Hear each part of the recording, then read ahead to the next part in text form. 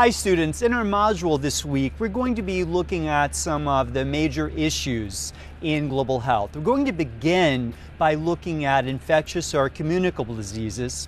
After that we're going to talk about non-communicable disease. Then we're going to look at injury, violence, and disaster, and we're going to end this module by looking at one of the most important cross-cutting themes in global health: maternal, child, and reproductive health. But since we're going to start this module with infectious disease, I thought you might enjoy taking a little trip with me to Asia, where I'm going to talk to you about the story of SARS.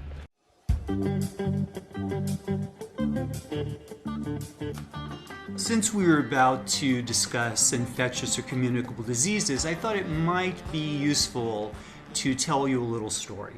Hi class, I am in Hong Kong and I'm actually standing outside the entrance to what used to be the Metropole Hotel. In 2003, a doctor from Guangdong province in China came to stay in this hotel for a wedding.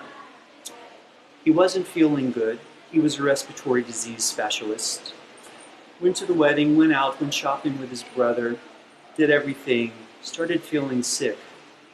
Went to a local hospital. Soon he was dead.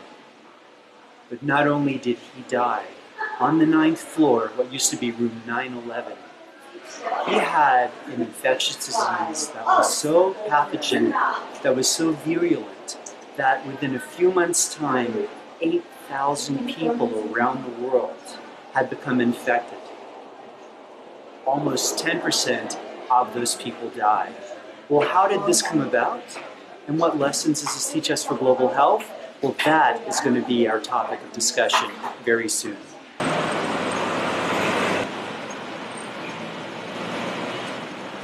doctor that I told you about over in the hotel, once he got sick, he came to this hospital. He became impatient. After several days, unfortunately, he died. But he did not die before he infected many of the workers here at the hospital, who then spread the disease to others. Now, if you're beginning to think like a global health person, you've probably started asking yourself a couple of questions. One, this doctor who came to the hotel, what disease did he have? You're probably asking yourself, how did he get it? How did it spread so quickly? Where did it come from? Well, I'm going to answer those questions, but to do that, I think we're going to hop on a train right here in Hong Kong, and we're going to go into the mainland. We're going to go to a city called Guangzhou.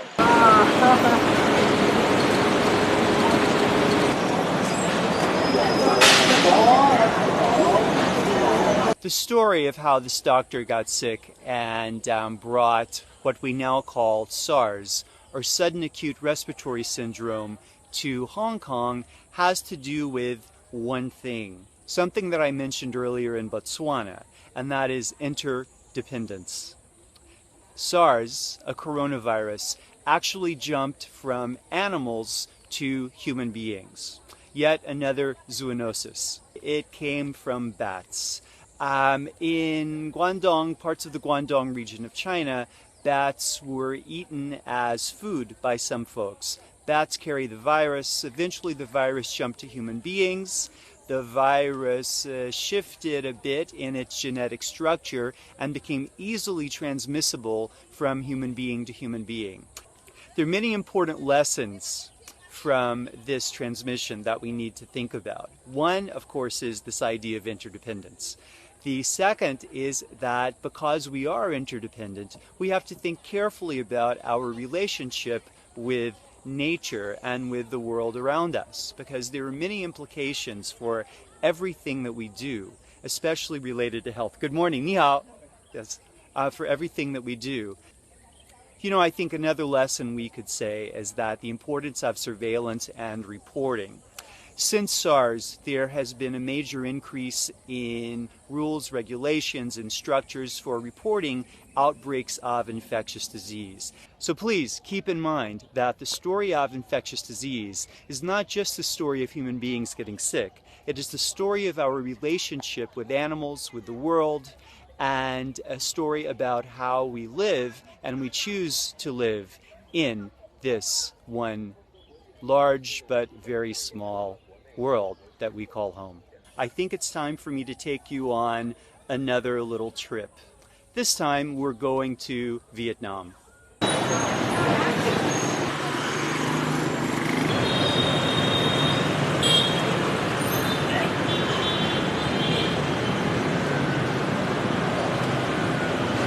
He came here, and while I'm sure hoping that he would be diagnosed, treated, and feel better, ultimately he died.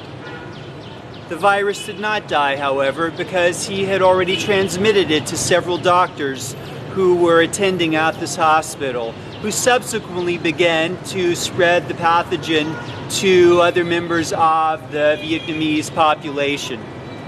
Now, it wasn't simply the doctors here that got infected, but also an official from the WHO whose specialty was emerging and re-emerging infectious diseases. He ultimately died as well. Now, I wish I could say that the story of SARS stopped here. It did not. Ultimately, SARS spread, just as it spread to Vietnam, from Hong Kong to many other countries. Thousands of people were infected, many people died.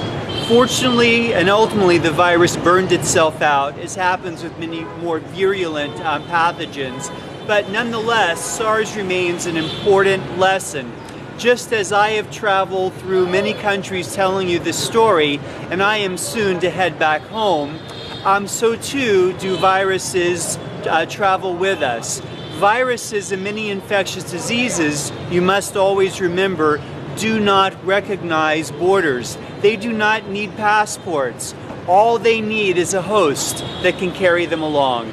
Now, as we talk more about infectious disease in this unit, I want you to be aware of something. I've told you about a highly virulent pathogen, but remember, most pathogens are not as high profile as SARS. In fact, what kills many people or sickens many people around the world are much more commonplace pathogens that we don't think about very much. Those that cause more mundane conditions such as lower respiratory infections to children and the elderly, and one of the top killers of children, diarrhea.